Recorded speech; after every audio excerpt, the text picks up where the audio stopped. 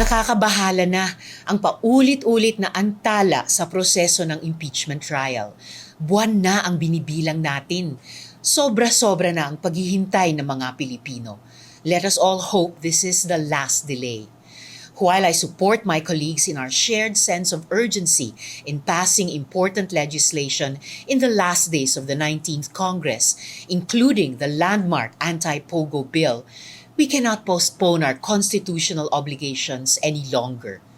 Any further delays in commencing the trial against Vice President Duterte would violate the Constitution, which clearly states that the Senate must forthwith proceed with an impeachment trial.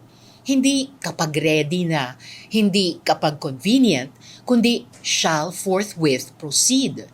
Huwag naman sana yang baliwalain. The Supreme Court has also previously ruled that the Senate is treated as a continuing body when it comes to non-legislative functions, and those include the vital duty to sit as an impeachment court.